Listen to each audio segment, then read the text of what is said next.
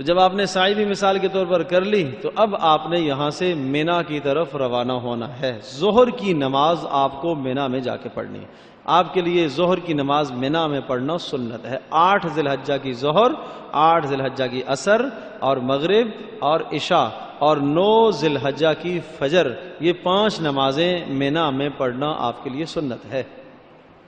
8 ذی الحجہ کی ظہر، عصر، مغرب، عشاء اور 9 کی فجر، 9 ذی الحجہ کی فجر مینا میں پڑھنا آپ کے لیے سنت ہے۔ رات مینا میں گزارنا آپ کے لیے سنت ہے۔ آپ تلبیہ کہتے رہیں گے، پڑھتے رہیں گے، کہتے رہیں گے، پڑھتے رہیں گے۔ اور 9 ذی الحجہ کی فجر کے بعد آپ کو پھر عرفات کو جانا ہے۔ اچھا، انتظامی معاملات میں آپ جس گروپ کے ساتھ جائیں گے، بسا اوقات یہ 9 ذی الحجہ آنے سے پہلے 8 کی شام ہی کو عشاء پڑھا کر عرفات کی طرف لے جاتے ہیں۔ اگر آپ کے معلم کی طرف سے ایسا ہی انتظام ہے تو جانے میں بھی کوئی حرج نہیں ہے، اور اگر آپ کے لیے رکنا ممکن ہے تو پھر آپ رک جائیے۔ ہاں، بغیر کسی عذر کے آج رات کو یہاں سے جانا مکروہ ہے، لیکن اگر عذر ہے، آپ سمجھتے ہیں کہ ہم اس انتظام سے ہٹ جائیں گے، بچھڑ جائیں گے اور جگہوں کا ملنا مشکل ہے اور اپنے خیموں کا ملنا مشکل ہے، تو پھر کوئی حرج نہیں ہے، آپ چلے جائیے۔ تو عرض کیا کہ اصل تو یہ ہے کہ 8 ذی الحجہ کی ظہر، عصر، مغرب، عشاء اور 9 کی فجر آپ مینا کے اندر پڑھیں، لیکن 9 کی فجر سے پہلے اگر آپ کو لے جایا جا رہا ہے عرفات کے اندر تو کوئی حرج نہیں، چلے جائیے۔ اب جب آپ عرفات میں پہنچیں، یہ مینا سے لے کر عرفات تک 9 کلومیٹر کا راستہ ہے۔ پیدل بھی لوگ طے کرتے ہیں اور سواریوں پر بھی طے کرتے ہیں، جیسے سہولت ہو۔ جو جوان ہیں پیدل طے کریں، اچھی بات ہے، خیر ہے، کوئی حرج نہیں ہے، اور جو عذر ہے تو سواریوں پر جائیں۔ تو جب آپ عرفات میں پہنچ جائیں گے، یہ آج 9 ذی الحجہ کو یوم عرفہ کہلاتا ہے، آپ نے عرفات میں پہنچنا ہے، اور وقوف عرفہ جو حج کا رکن اعظم کہلاتا ہے، یہ رکن آج آپ نے ادا کرنا ہے۔ اس وقوف عرفہ میدان عرفات کے اندر جو وقوف کا ٹائم ہے وہ زوال سے لے کر غروب آفتاب تک ہے۔ زوال سے لے کر 9 ذی الحجہ کا زوال شروع ہو گیا تو وقوف عرفہ کا ٹائم شروع ہو گیا، اور کب تک رہے گا؟ یہ غروب آفتاب تک، 9 ذی الحجہ کے غروب آفتاب تک۔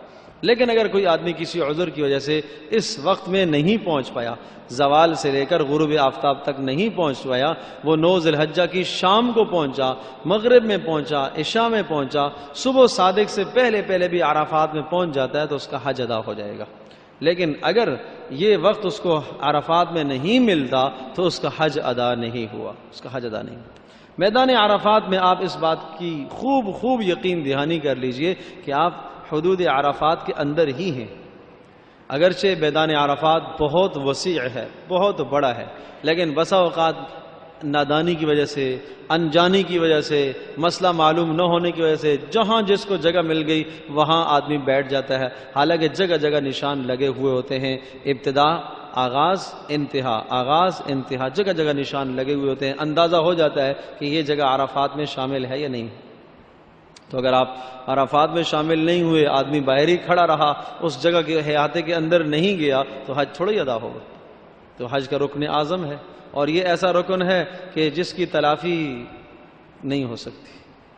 باقی تو پیچھے ایسی چیزیں بھی ہیں کہ آپ دم دے دیں گے، ایک جانور ذبح کریں گے تو تلافی ہو جائے گی، لیکن اس کی تلافی نہیں ہو سکتی۔ تو میدان عرفات کے اندر جو عرض کیا کہ آپ کا جو وقوف ہے، وقوف کا وقت ہے وہ 9 ذی الحجہ زوال کے بعد سے لے کر کون سے ٹائم تک؟ غروب آفتاب تک۔ ہاں، یہ یاد رکھیے گا، زوال سے لے کر غروب آفتاب تک۔ جیسے ہی زوال ہوا غسل کرنا سنت ہے، لیکن چونکہ رش اس قدر ہے کہ آپ غسل نہیں کر پاتے تو کوئی حرج نہیں، وضو کر لیجیے، وضو کر لیجئے، اور اس کے بعد آپ نے ظہر اور عصر کی نماز ادا کرنی ہے ظہر کے وقت میں۔ لیکن یہاں 2 باتیں ہیں کہ اگر آپ امیر حج کے پیچھے نماز پڑھتے ہیں، مسجد نمیرہ کے اندر جہاں خطبہ حج ہوتا ہے، جو حج کے امام ہیں ان کے پیچھے اگر آپ نے نمازیں ادا کرنی ہیں اور آپ کو موقع مل جاتا ہے، وہاں آپ پہنچ گئے ہیں تو آپ ظہر اور عصر کو ایک ہی ٹائم میں، یعنی ظہر کے ٹائم میں پڑھیں گے، جس طرح سے وہ پڑھائیں گے آپ ان کی اقتداء میں آپ نمازیں پڑھیں گے۔ لیکن اگر آپ وہاں نہیں پہنچ پاتے، آپ کا خیمہ بہت دور ہے، بہت دور ہے، آپ کے لیے پہنچنا ممکن ہی نہیں ہے، مشکل ہے، نہیں چل پاتے، آپ اپنے خیمے میں کے اندر پڑھ رہے ہیں، تو پھر آپ ظہر کو ظہر میں اور عصر کو عصر میں پڑھیں گے۔ آپ 2-4 آدمی مل کر جماعت کر لیجئے، ظہر کو ظہر کے وقت میں پڑھیں گے اور عصر کو عصر کے وقت میں۔ اچھی طرح سے پھر ذہن نشین فرما لیجئے کہ ظہر اور عصر کو آپ نے جمع جب کرنا ہے کہ جب آپ کس کے پیچھے ہوں؟ امام حج کے پیچھے ہوں، امام حج کے پیچھے ہوں، اور مسجد نمیرہ کے متصل آپ جڑے ہوئے ہوں تو ایسا ہے۔ اور اگر آپ وہاں نہیں پہنچ پاتے، اپنے خیموں میں پڑھتے ہیں، تو پھر کیا پڑھیں گے؟ ظہر کو ظہر میں اور عصر کو عصر کے وقت میں۔ جب آپ نے ظہر کی نماز پڑھ لی تو اب ظہر کی نماز پڑھ لینے کے بعد آپ وقوف فرمائیں۔ وقوف کا مطلب یہ ہے کہ آپ وہاں چاہیں تو بیٹھ کر، چاہیں تو کھڑے ہو کر نفل ادا کریں اور دعائیں پڑھیں، تلاوت کریں، جو عمل ہو سکتا ہے کیجیے۔ اور اسی طرح سے پھر عصر کی نماز اگر آپ نے پہلے ادا کر لی ظہر کے ٹائم میں تو اچھی بات ہے، اور اگر نہیں کی تو عصر کا وقت آیا تو آپ ادا کیجیے۔ اور عصر کے وقت کے بعد پھر یہ اصل مستحب وقت ہے وقوف کا کہ آپ تھوڑی دیر کھڑے ہو جائیے اور کھڑے ہو کر آپ دعائیں کریں، خوب دعائیں کریں، غروب آفتاب تک، سورج کے ڈوبنے تک آپ دعائیں کرتے رہیں۔ یہ جگہ اور یہ وقت اتنا مبارک ہے، اتنا مبارک ہے کہ اس جگہ میں اور اس وقت میں آپ کی کوئی دعا رد نہیں کی جائے گی، قبول ہوگی، آپ کی بخشش بھی کی جائے گی۔ حدیث پاک میں آتا ہے کہ حاجیوں کی بھی بخشش ہوگی، اور حاجی جس کے لیے بخشش مانگے گا اس کی بھی بخشش ہو جائے گی۔ یہ اللہ پاک نے آپ کو فضیلت دی ہے۔ امام غزالی رحمۃ اللہ علیہ نے ایک روایت کو نقل کیا کہ عرفہ کے اندر، میدان عرفات میں گناہ تو تصور نہیں آدمی کہ آدمی گناہ کرے، وہاں نافرمانی کرے، لیکن بڑا گناہ اس آدمی کا گناہ ہے جو اللہ کی رحمت سے اس دن مایوس ہو جائے کہ پتہ نہیں میری بخشش ہوگی یا نہیں ہوگی۔ یہ بڑا گناہ سمجھا جاتا ہے وہاں کا۔ تو اس لیے اللہ کی ذات سے امید ہو کہ اللہ پاک میرے گناہوں کو معاف کرے گا انشاءاللہ۔ تو یہ ٹائم کب تک ہے؟ زوال سے لے کر غروب آفتاب تک، یہ آپ نے میدان عرفات میں گزارنا ہے۔ جیسے ہی غروب آفتاب ہو گیا یا غروب آفتاب سے کچھ وقت پہلے آپ میدان عرفات سے نکلیں اور بالکل اس کے بارڈر پر آ جائیں تو بھی جائز ہے، تاکہ آپ کے لیے غروب آفتاب کے بعد نکلنا آسان ہو، جائز ہے۔ لیکن غروب آفتاب سے پہلے پہلے میدان عرفات کو چھوڑنا بغیر کسی عذر کے مکروہ ہے، کراہت ہے۔ تو اس لیے آپ اندر ہی رہیے۔ ہاں یہ اجازت ہے کہ بالکل آپ انتہا پر آ جائیے جہاں سے آپ کو نکلنا ہے تاکہ آسانی رہے۔ جیسے ہی غروب آفتاب ہو گیا تو اب آپ نے مزدلفہ کا رخ کرنا ہے۔ یہ عرفات سے مزدلفہ کا فاصلہ کوئی 3 سے 4 کلومیٹر کا فاصلہ، تقریباً 4 کلومیٹر ہے۔ تو یہ فاصلہ آپ نے طے کرنا ہے۔ اب پیچھے جو ظہر اثر آپ کو بتایا تھا، اگر آپ امیر حج کے پیچھے ہیں، امام حج کے پیچھے پڑھتے ہیں، تو آپ نے ظہر اثر کو کب پڑھنا ہے؟ ایک وقت میں۔ کون سے وقت میں؟ ظہر کے وقت میں، ٹھیک ہے جی۔ اور اگر آپ اپنے خیموں میں ہیں تو ظہر کو ظہر میں اور عصر کو عصر میں۔ لیکن مغرب غروب آفتاب کے بعد آپ مزدلفہ آئیں گے اور مغرب اور عشاء کو آپ نے عشاء کے ٹائم میں پڑھنا ہے۔ یہ چاہیں تو آپ امیر کے حج کے پیچھے ہیں یا اپنی نمازیں پڑھ رہے ہیں، جیسا کیسا ہے، ہر حال میں آپ نے ان 2 نمازوں کو جمع کرنا ہے۔ اور ان 2 نمازوں کو کس وقت میں جمع کرنا ہے؟ عشاء کے ٹائم میں۔ غروب آفتاب ہو گیا تو آپ عرفات سے نکلیں، آپ چلتے جائیے، آپ چلتے جائیے، آپ چلتے جائیے، آپ راستے میں کوئی نماز نہ پڑھیے۔ آپ کو نظر آئے گا جگہ جگہ دیکھیں گے لوگ جب نماز مغرب کا ٹائم ختم ہو رہا ہوگا، عشاء کا ٹائم داخل ہو رہا ہوگا تو جلدی جلدی نماز پڑھ رہے ہوں گے کہ نماز قضا ہو رہی۔ آپ پریشان ہو، نہیں قضا ہو رہی۔ آج کے دن اللہ پاک نے آپ کو رخصت دی ہے، آپ نے مغرب ابھی نہیں پڑھنی، آپ نے مزدلفہ پہنچ کر پڑھنی ہے، مزدلفہ پہنچ کر پڑھنی ہے۔ اور یہ سفر چونکہ عرض کیا کہ 4 کلومیٹر کا سفر ہے، لوگ پیدل بھی طے کرتے ہیں، سواریوں پر بھی ہوتے ہیں۔ بسا اوقات سواریوں پر لوگ اس قدر سواریاں رش کی وجہ سے پھنس جاتی ہیں گاڑیاں کہ مزدلفہ آدمی نہیں پہنچ پاتا۔ مزدلفہ آپ کے لیے پہنچنا ضروری ہے۔ وہ جو مزدلفہ کا وقوف ہے وہ صبح صادق سے لے کر سورج کے طلوع ہونے تک کا ٹائم ہے، صبح صادق سے لے کر سورج کے طلوع ہونے تک کا ٹائم ہے۔ اب راستے میں ایک آدمی کو اگر تاخیر ہے، اس کو ڈر لگ رہا ہے کہ میں جب مزدلفہ پہنچوں گا تو صبح ہو جائے گی، فجر ہو جائے گی، تو اب راستے میں موقع جہاں ملتا ہے مغرب عشاء دونوں پڑھ لے. لیکن اگر اسے خیال ہے کہ میں صبح صادق سے پہلے میں مزدلفہ پہنچ جاؤں گا تو پھر دونوں نمازیں نہیں پڑھے گا. چلتا ہے تلبیہ کہتا رہے چلتا رہے. اور جب اللہ پاک نے چاہا تو مزدلفہ میں پہنچے آپ، تو مزدلفہ میں پہنچ کر آپ نے ظہر اور آپ نے مغرب اور عشاء دونوں نمازوں کو ایک ساتھ پڑھنا ہے. اس کا طریقہ کار یہ ہوتا ہے کہ آپ پہلے اذان کہیں گے، اپنے گروپ کے ساتھ اذان کہیں، اور اذان کہنے کے بعد پھر اقامت، اور پھر ایک آدمی مغرب کی جماعت کرائے. 3 فرض آپ ادا کریں گے، اور پھر فرض پڑھ لیے. اس کے بعد سنت نہیں پڑھیں گے ابھی آپ، دوبارہ سے اقامت کہہ کر عشاء کی نماز آپ نے ادا کرنی ہے، عشاء کے فرض آپ نے ادا کرنے. دونوں فرضوں کو آپ نے ملانا ہے، بیچ میں کوئی نفل نہیں ہے، بیچ میں کوئی سنت نہیں ہے. اب جب آپ نے مغرب کے فرض بھی پڑھ لیے، عشاء کے فرض بھی پڑھ لیے، تو عشاء کے فرض پڑھنے کے بعد اب آپ مغرب کی سنتیں پڑھنا چاہتے ہیں تو پڑھیے، مغرب کی سنتیں اور پھر عشاء کی سنتیں، اور اسی طرح سے عشاء کے وتر اب آپ پڑھیں گے. پھر اگر موقع ہے آپ کے پاس تو آپ تھوڑی دیر وہاں استراحت کر لیں، آرام کر لیں، اس لیے کہ اب صبح 10 ذی الحجہ کو آپ کے اوپر بڑے کام ہیں، اہم کام آپ نے کرنے، اس لیے تھوڑا سا رات کو آرام کا موقع ملتا ہے تو آرام کر لیجیے. اور جیسے ہی صبح صادق ہو جائے، صبح صادق ہو گیا اور فجر کا وقت داخل ہو گیا، تو اب آپ فجر کی نماز پڑھیے. جس آدمی نے مزدلفہ کے میدان میں فجر کی نماز ادا کر لی، اس کا وقوف مزدلفہ ادا ہو گیا. ایک لمحہ بھی آپ رک گئے تو وقوف مزدلفہ ادا ہو گیا. لیکن ٹائم یہی ہونا چاہیے، کس ٹائم میں؟ صبح صادق سے لے کر سورج کے طلوع ہونے تک کا ٹائم، یہ وقوف مزدلفہ کہلاتا ہے. یہ وقت مختصر ہوتا ہے. اور اگر کبھی کبھی راستے میں گاڑی میں آپ کو اس قدر تاخیر ہو جائے کہ آپ کو یہ کھٹکا اور خطرہ ہونے لگے کہ میں راستے میں ہی ہمیں صبح صادق ہو جائے گی اور وقوف مزدلفہ رہ جائے گا، تو اب آپ گاڑی سے اتر جائیے اور پیدل جائیے تاکہ وقوف مزدلفہ آپ کا نہ چھوٹے. تو وقوف مزدلفہ بھی جب آپ کا ہو گیا، فجر کی نماز آپ نے مزدلفہ میں ادا کر لی، تو یہ وقوف مزدلفہ ہو گیا.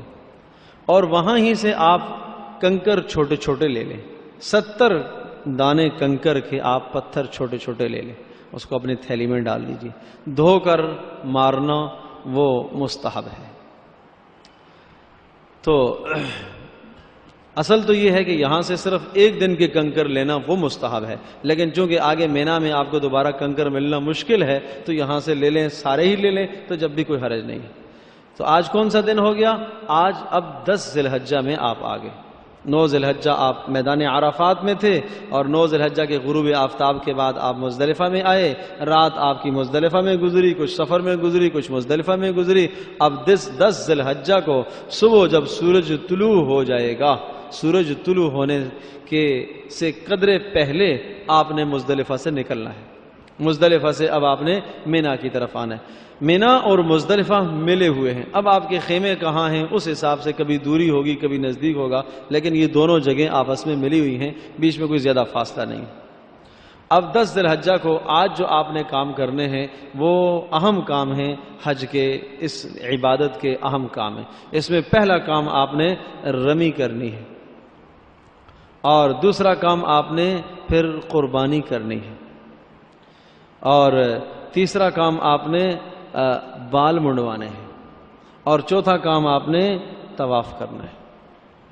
تو یہ ترتیب سے، اسی ترتیب سے آپ نے کام کرنے ہیں. آج 10 ذی الحجہ کو جب آپ مزدلفہ سے نکلیں گے، کب نکلیں گے؟ سورج کے طلوع ہونے کے بعد. ٹھیک ہے، سورج کے طلوع ہونے کے بعد آپ آئیں گے. اب آپ نے آنا ہے کہاں؟ مینا کے اندر، شیطان کو کنکریاں مارنے کے لیے. تو جب آپ کنکریاں ماریں گے تو پہلے کو بھی چھوڑ دیں گے، دوسرے کو بھی چھوڑ دیں گے، تیسرے کو آپ نے مارنی ہے. 10 ذی الحجہ کو صرف ایک کوئی رمی آپ نے کرنی ہے جو بڑا والا ہے. وہ وہاں کھڑے ہوتے ہیں رہبر، وہ آپ کو بتائیں گے. وہاں پولیس والے سب نظام موجود ہوتا ہے، وہ پہلے اور دوسرے کے پاس کھڑا ہی نہیں ہونے دیتے. وہ آپ کو اشارہ کریں گے آگے جاؤ، تو آپ وہاں جا کے رمی کریں گے. اب آپ نے جب کنکر مارنے ہیں تو 7 کنکریاں آپ کے ہاتھ میں موجود ہیں، تو آپ بسم اللہ اللہ اکبر کہہ کر اس طرح سے کنکر ماریں. کنکر قدر چنے کے دانے جتنا ہو، نہ تو بڑا پتھر ہو اور نہ چھوٹا ہو. اور وہ جو ستون بنایا ہوا ہے اس ستون کو لگنا چاہیے، اس ستون کی جڑ میں گر جائے جب بھی ٹھیک ہے، لیکن لگنا چاہیے اس کو. اور اگر کوئی نہیں لگا، خطا ہو گیا، تو آپ دوسرا کنکر لے کے ماریں، لگنا ضروری ہے۔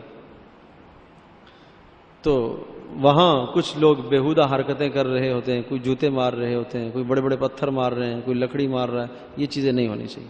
جو رسول پاک صلی اللہ علیہ وسلم نے اعمال بتائے ہیں ان اعمال کو اختیار کرو، ان اعمال کو اختیار کرو۔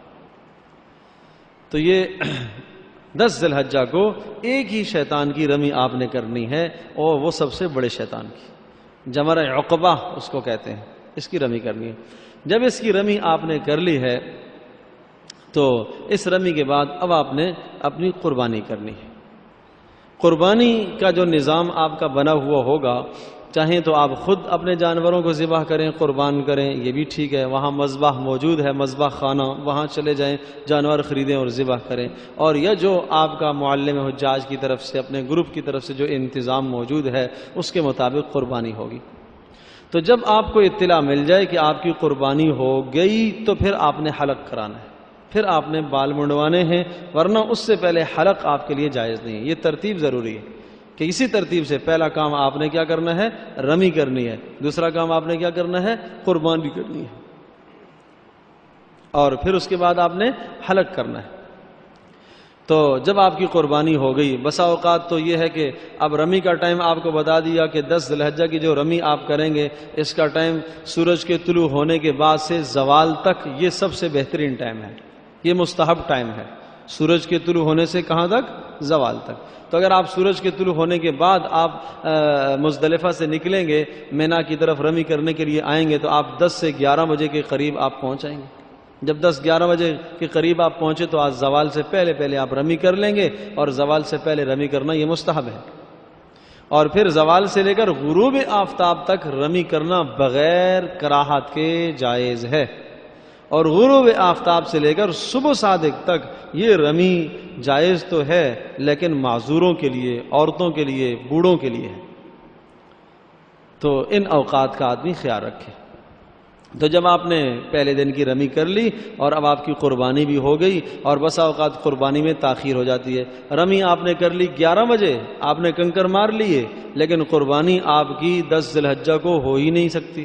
آپ کو بتایا کہ آپ کی قربانی کل ہوگی، آپ کو بتایا کہ آپ کی قربانی پرسوں ہوگی، تو قربانی کے تو آپ دن جانتے ہیں، 10 ذی الحجہ کو بھی قربانی ہے، 11 کو بھی ہے، 12 کی غروب آفتاب سے پہلے کسی بھی وقت آپ کی قربانی ہو جائے، تو بسا اوقات کئی گھنٹے اور بسا اوقات ایک دن آپ کی قربانی ہونے میں لگ جائے گا۔ جب تک آپ کی قربانی نہیں ہوگی آپ اس وقت تک حلق نہیں کرائیں گے، یہ پابندی ضروری ہے۔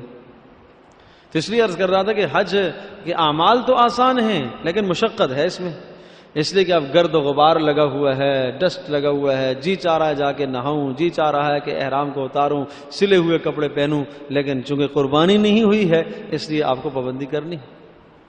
تو جیسے ہی آپ کی قربانی ہو گئی، اطلاع ہو گئی کہ ہاں قربانی ہو گئی، اب آپ کے لیے اجازت ہے آپ جائیے اپنے بال منڈوائیے۔ اسی طرح سے منڈوانا یہ افضل، قینچی سے چھوٹے کرانا بھی جائز ہے، اور خواتین کے لیے وہی بتایا جس طرح سے پیچھے طواف میں انہوں نے کیا تھا، وہی طریقہ یہاں پر بھی اختیار کریں گے کہ جب اب حلق ہو گیا تو اب احرام کی تمام پابندیوں سے آپ خارج ہو گئے۔ اب آپ غسل کر کے اپنے صاف ستھرے کپڑے پہنیے، سلے ہوئے کپڑے پہنیے، سب پابندیوں سے فارغ ہو گئے۔ ایک پابندی شادی شدہ آدمی پر ایک پابندی رہ گئی، وہ ہے بیوی کے قریب جانے والی پابندی، یہ پابندی باقی ہے۔ یہ پابندی جا کر ختم ہوتی ہے طواف زیارت کے بعد۔ تو جب آپ نے قربانی بھی کر لی، اس کے بعد آپ نے حلق بھی کر لیا، اب حلق کے بعد آپ نے کیا کام کرنا ہے، اب آپ نے طواف زیارت کرنا ہے۔ طواف زیارت، یہ جو طواف زیارت ہے یہ 10 ذی الحجہ کو اگر آپ کریں گے اچھی بات، نہیں موقع ملا 11 کو کر لیجئے، نہیں موقع ملا 12 کو کر لیجئے۔ 12 کے غروب آفتاب سے پہلے آپ نے یہ طواف کرنا ہے۔ طواف زیارت یہ حج کا دوسرا رکن ہے، حج کے 2 ارکان ہیں، ایک وقوف عرفہ اور دوسرا طواف زیارت، یہ 2 فرائض ہیں، ان میں سے کوئی فرض چھوٹ گیا تو آپ کا حج نہیں ادا ہوگا، سمجھے جی۔ لیکن عرض کر رہا ہوں کہ یہ آپ کو موقع ملے گا، کبھی 10 ذی الحجہ کو بھی مل جاتا ہے، کبھی 11 کو جا کے موقع ملے گا، کبھی 12 کو موقع ملے گا۔ تو جیسے ہی آپ کی قربانی ہو گئی، آپ نے بال منڈوا لیے، اب آپ نے جا کے طواف زیارت کرنا ہے۔ اب آپ حرم میں آئیں گے اور طواف کا وہی طریقہ کار جس طرح سے پیچھے عرض کر چکا ہوں کہ آپ نے جو ہے وہ استلام کر کے طواف کا آغاز کرنا ہے، اختتام پر پھر آپ نے جو ہے اسی طرح سے استلام کرنا ہے، پھر آپ نے مقام ابراہیم میں 2 رکعت نماز ادا کرنی ہے، پھر آپ نے زمزم کا پانی پینا ہے۔ اب وہ سعی حج کی یاد ہوگا کون سی؟ 8 ذی الحجہ کو جب آپ چلے تھے، اگر آپ نے وہاں سعی نہیں کی تھی تو آج سعی کریں گے وہ، اور اگر آپ وہاں سعی کر چکے تھے تو آج صرف طواف کریں گے آپ۔ تو جیسے سہولت ہو، پہلے بھی سعی کی جا سکتی ہے اور بعد میں بھی سعی کی جا سکتی ہے، یہ حج کی سعی کہلاتی ہے۔ تو جب آپ نے یہ طواف زیارت بھی کر لیا تو اب آپ حج کی تمام پابندیوں سے فارغ ہو گئے، اب آپ پر حج کی کوئی پابندی نہیں ہے، اب آپ سلے ہوئے کپڑوں میں آ گئے، ساری پابندیوں سے آپ نکل گئے۔ لیکن کام کچھ باقی ہیں ابھی، 11 کو 12 کو یہ 2 کام آپ نے کرنے ہیں، رمی کی کرنے ہیں آپ نے، 11 کی رمی اور 12 کی رمی۔ آپ طواف کریں گے کہاں جا کر؟ بیت اللہ میں، اور پھر واپس آپ کہاں آ جائیں گے؟ مینا میں۔ رات آپ کو مینا میں گزارنا سنت ہے، اور بیت اللہ سے مینا کا فاصلہ تقریباً 3 کلومیٹر کا راستہ ہے، تو یہ آپ واپس مینا میں آ جائیں گے، رات آپ مینا میں گزاریں گے، اور جب 11 ذی الحجہ کا دن آئے گا صبح تو پھر آپ نے 11 ذی الحجہ کو پھر وہ رمی کرنی ہے۔ اب 11 ذی الحجہ کو 12 ذی الحجہ کو جو رمی آپ نے کرنی ہے وہ رمی تینوں رمی کرنی ہے، تینوں شیطانوں کو مارنا ہے، 11 ذی الحجہ کو بھی اور بولیے 12 ذی الحجہ کو، 11 کے دن کو بھی اور 12 کو بھی۔ 11 ذی الحجہ اور 12 ذی الحجہ ان دونوں دن کی جو رمی ہے اس کا جو ٹائم ہے وہ زوال کے بعد شروع ہوتا ہے، زوال کے بعد شروع ہوتا ہے۔ اصل وقت اس کا یہ ہے زوال سے لے کر غروب آفتاب تک۔ 10 کی رمی آپ کو بتائی تھی، اس کا ٹائم کہاں سے شروع ہوا تھا؟ سورج کے طلوع ہونے سے زوال تک، یہ افضل ٹائم تھا، اور یہ جو 11 اور 12 کی رمی کریں گے اس کا جو افضل وقت ہے وہ زوال کے بعد سے غروب آفتاب تک کا ٹائم ہے، اور معذوروں کے لیے پھر مغرب کے بعد بھی جائز ہے۔ تو اب جب آپ 11 کی رمی کرنے کے لیے آئیں گے تو پہلے شیطان کے پاس کھڑے ہو کر آپ نے 7 کنکر مارنے ہیں، پھر آپ نے دعائیں کرنی ہے، خوب دعائیں کرنی ہے، یہاں دعا کرنا سنت ہے۔ پھر دوسرے شیطان پر آئیں گے، اس کو آپ نے اسی طرح سے 7 کنکری آپ نے مارنی، پھر آپ دعائیں کریں گے، اور پھر تیسرے شیطان کے پاس آئیں گے، وہاں آپ نے اسی طرح سے 7 کنکر مارنے۔ اب دعا نہیں کرنی، پہلے 2 پر دعا ہے، تیسرے پر دعا نہیں، پہلے 2 پر دعا کرنا سنت ہے، تیسرے پر دعا نہیں ہے۔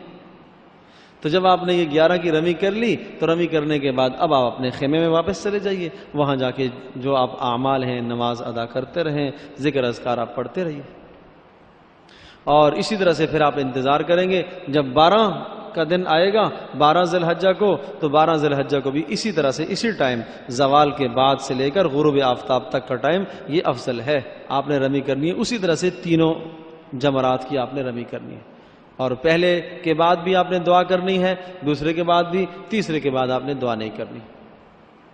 اب جب آپ نے 12 کی رمی کر لی تو اب غروب آفتاب سے پہلے اگر 12 ذی الحجہ کے غروب آفتاب سے پہلے آپ نے مینا چھوڑ دیا، 12 کی رمی کر لی، اب آپ کا حج مکمل ہو گیا، حج کے تمام افعال مکمل ہو گئے، اب آپ مکہ مکرمہ اپنی رہائش گاہ جہاں آپ کی رہائش ہے وہاں آ جائیے۔ لیکن اگر 12 ذی الحجہ کو آپ نکلتے تاخیر ہو گئی کہ سورج ڈوب گیا اور آپ ابھی مینا ہی میں ہیں، اب نکلنا جائز نہیں، غروب آفتاب سے پہلے آپ مینا چھوڑیں گے، اور غروب آفتاب کے بعد اگر غروب آفتاب ہو گیا اب نکلنا آپ کے لیے جائز نہیں ہے، اب 13 کی رمی آپ کریں گے، آپ کے ذمہ لازم اور واجب ہو گئی کہ اس تاخیر کی وجہ سے 13 کی رمی آپ کر کے آئیں گے، اور افضل ہے کہ 13 کی رمی کر کے آئیے، لیکن اگر نہ کریں جب بھی کوئی حرج نہیں۔ فمن تعجل فی یومین فلا اثم علیہ ومن تاخر فلا اثم علیہ، دونوں باتوں کی اللہ پاک نے رعایت اور گنجائش دی ہے کہ آپ 11 اور 12 کی رمی کر کے چاہیں تو آپ واپس آ جائیں، اور چاہیں تو آپ رک کر 13 کی رمی بھی آپ کر کے آئیے۔ بس اس میں یہ بات یاد رکھیے گا کہ اگر 12 کے بعد آپ غروب آفتاب آپ کو مینا میں ہی ہو جاتا ہے تو پھر آپ کے ذمہ لازم ہے کہ آپ رکیے اور 13 کی رمی بھی آپ کر کے آئیے۔ تو جب یہ رمی بھی آپ نے کر لی تو اب آپ کا حج گویا کہ مکمل ہو گیا، حج کے تمام ارکان ادا ہو گئے۔ خواتین کے لیے چند باتیں قابل غور ہیں اور اہم ہیں، وہ یہ کہ حج اور عمرے کے سارے اعمال سوائے طواف کے وہ تو مسجد سے خارج ہوتے ہیں. مثلا مینا میں جانا، مثلا عرفات میں جانا، مثلا مزدلفہ میں جانا، صفا مروہ کی سعی کرنا، یہ سارے اعمال مسجد سے خارج ہیں. لیکن طواف وہ مسجد کے اندر ہے، حرم کے اندر ہے. تو اگر خواتین ایام میں ہیں تو ایام کی حالت میں وہ طواف کرنے نہیں جائیں گی. وہ ان ایام میں اپنی کوئی ایسی دوا استعمال کریں تاکہ ایام کی نوبت ہی پیش نہ آئے. اور اگر ایام کے دن آ گئے تو پھر ان کے لیے جائز نہیں ہے حرم کے اندر داخل ہونا. وہ انتظار کریں گی جب پاک و صاف ہو جائیں گی تو پھر جا کے طواف کریں گی، چاہے عمرے کا طواف ہے چاہے حج کا طواف ہے. مسئلہ پیچیدگی آتی ہے جا کر طواف زیارت میں، جو حج کا طواف رکن کہلاتا ہے. اس کا ٹائم کیا بتایا آپ کو؟ 10 ذی الحجہ، 11 ذی الحجہ اور 12 ذی الحجہ. کب تک؟ غروب آفتاب سے پہلے تک. لیکن مسئلہ یہ ہوتا ہے کہ اگر ایک عورت کو ایام آگے اور 13 کی یا 14 کی اس کی فلائٹ ہے، اب ایسی خواتین کے لیے واپسی چونکہ مشکل ہو جاتا ہے کہ اب وہ آگے پیچھے سیٹ آگے پیچھے ہو نہیں پاتی، تو ان کے لیے بھی حکم یہی ہے کہ جیسا کیسا ممکن ہو وہ وہاں رکیں اور طواف زیارت کر کے آئیں. پاک ہونے کے بعد طواف زیارت کر کے آئیں. اگر طواف زیارت نہیں کر کے آئیں گی تو وہ پابندی، ازدواجی پابندی برقرار ہے.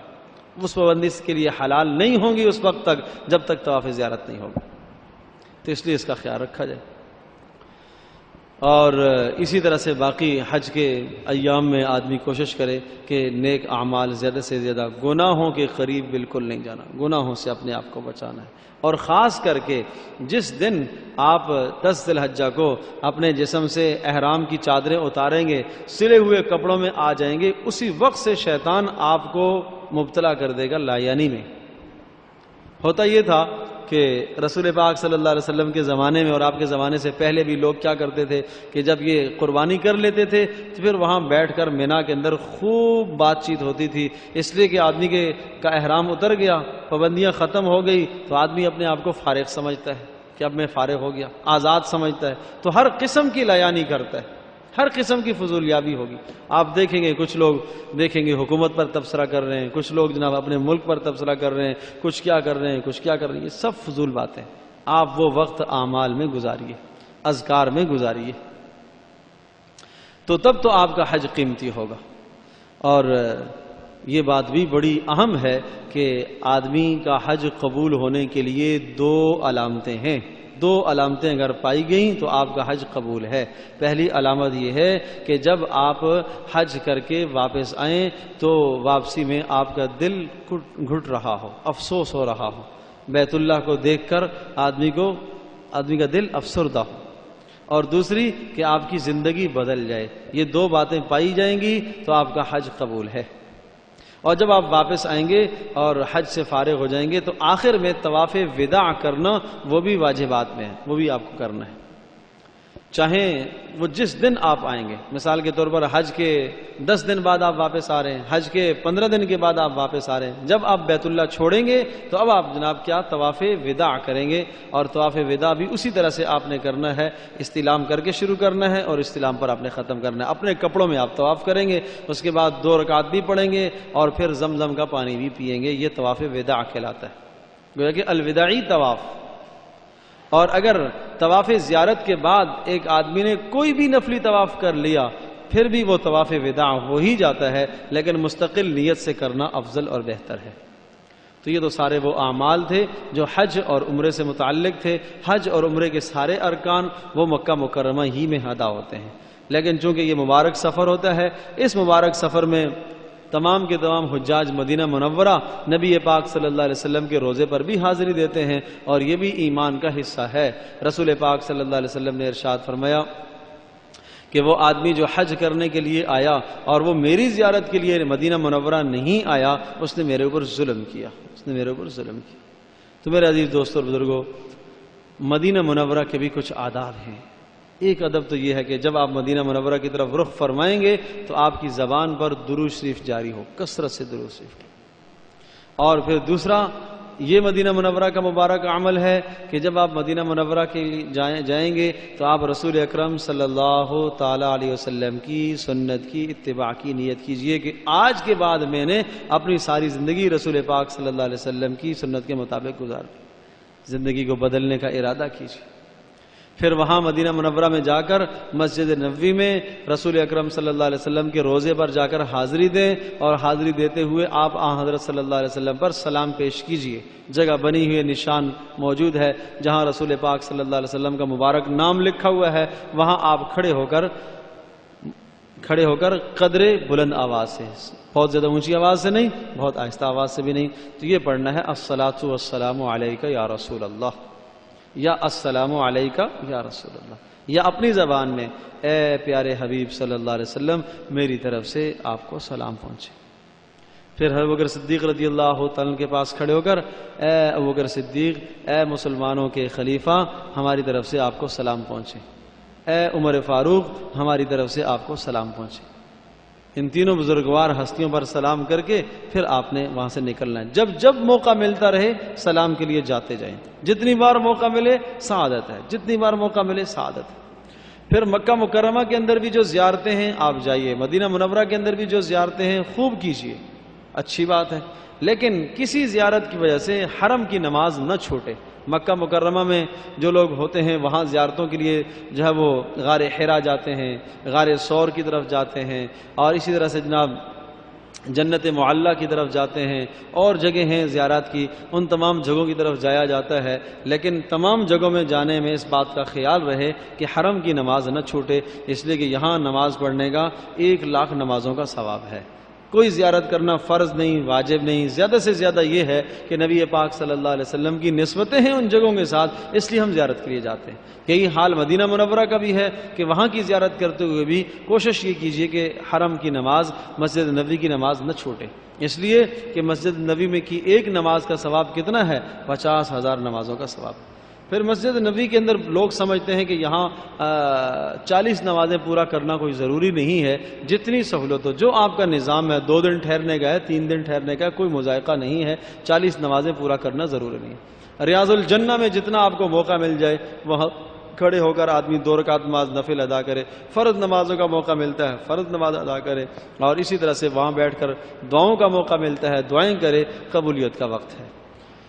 تو یہ مدینہ منورہ کے متعلق باتیں تھیں۔ اللہ پاک ہم سب کا بیٹھنا اور یہ بات کرنا قبول فرمائے۔